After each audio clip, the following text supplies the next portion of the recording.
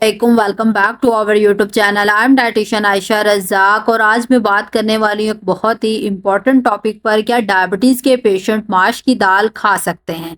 अगर आप या आपके घर में किसी को शुगर है, आपकी शुगर अक्सर हाई रहती है, तो ये वीडियो आपके लिए बहुत फ़ायदेमंद होगी, इसलिए वीडियो को अंत तक ज़रूर देखिएगा। इस वीडियो में हम बात करेंगे माश की दाल के न्यूट्रिशन फैक्ट्स, इसके फ़ायदे और डायबिटीज़ पर इसका असर। इसके अलावा मैं ये भी बताऊँगी कि ऐसी कौन सी कंडीशंस हैं विद डायबिटीज जिनमें आपने माश की दाल को हरगिज इस्तेमाल नहीं करना, और शुगर के मरीजों के लिए माश की दाल को किस तरह से बनाया और खाया जाए ये भी मैं आपको एक अच्छे तरीके से समझाऊंगी। तो स्टार्ट करते हैं वीडियो को। सबसे पहले बात कर लेते हैं माश की दाल की न्यूट्रिशनल प्रोफाइल की। ये दाल प्रोटीन, फाइबर और कॉम्प्लेक्स कार्बोहाइड्रेट से भरपूर होती है। इसमें अच्छी मिकदार में बी विटामिन, मैग्नीशियम और आयरन जैसे इंपॉर्टेंट मिनरल्स भी पाए जाते हैं, जो आपकी ओवरऑल हेल्थ के लिए काफी फायदेमंद है। इसके अलावा माश की दाल का जो ग्लाइसेमिक इंडेक्स होता है वो लो से मॉडरेट होता है।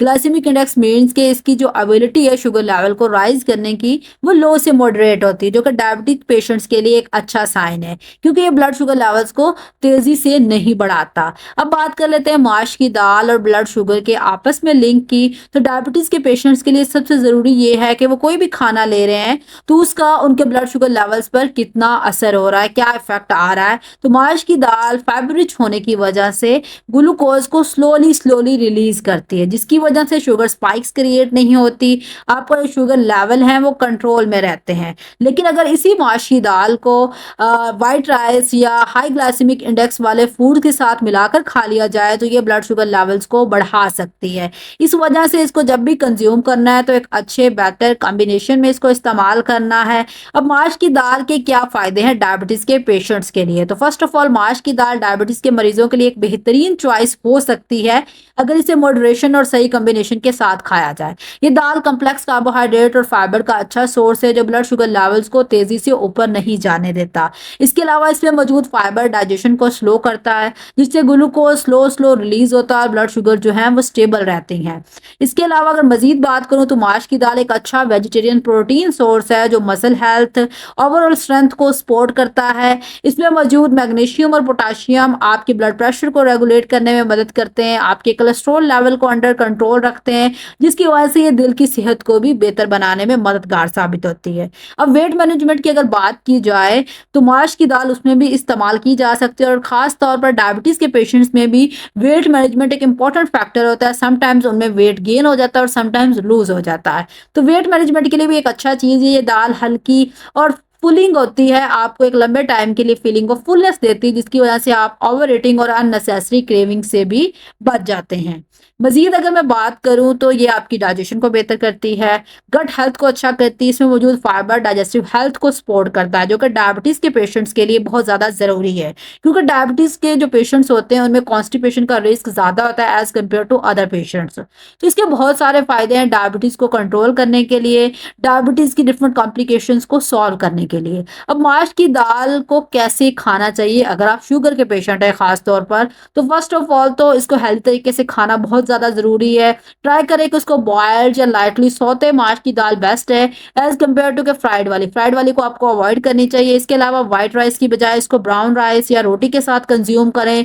ज़्यादा तेल या घी से गुरेज करें, सिर्फ 1 से 2 टेबल स्पून या टीस्पून आप ऑलिव ऑयल या मस्टर्ड ऑयल यूज़ कर सकते हैं, उसके अलावा आपने कोई ऑयल यूज़ नहीं करना।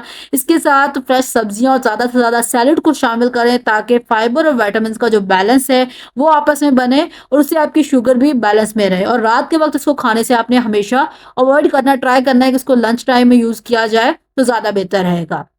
अब ऐसे कौन से डायबिटिक पेशेंट्स हैं जो माश की दाल को इस्तेमाल ना करें?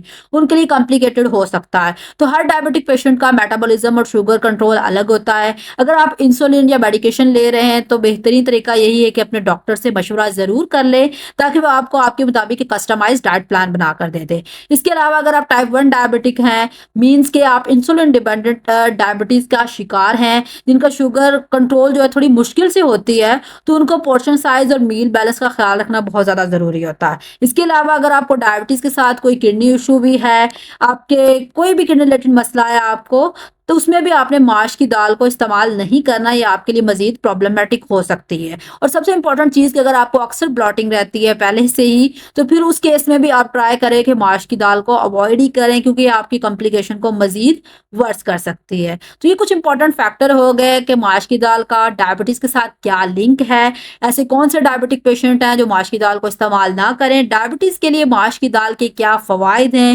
کیا اس کی نیوٹریشنل ویلیو ہے، ساری چیزیں ہم نے ون بائی ون دیکھ لی، اور ساتھ یہ بھی میں نے آپ کو بتا دیا کہ اس کو استعمال کیسے کرنا ہے اگر آپ ڈائبٹک ہیں، تو دالوں کو کس طرح سے آپ اپنی ڈائٹ میں ایڈ کر سکتے ہیں۔ تو آئی ہوپ سو کہ آج کی ویڈیو آپ کے لیے کافی انفارمیٹیو رہی ہوگی، کافی کچھ نیو لرن کرنے کو آپ ملا ہوگا، کافی ساری مسکنسیپشنز جو ہیں آپ کی کلیئر ہو گئی ہوں گی۔ انشاءاللہ ملیں گے نیکسٹ ویڈیو میں ایک اچھے سے انفارمیٹیو ٹاپک کے ساتھ، and don't forget to comment, share, like and subscribe, تاکہ میری آنے والی ہر ویڈیو آپ تک پہنچ سکے۔ اللہ حافظ۔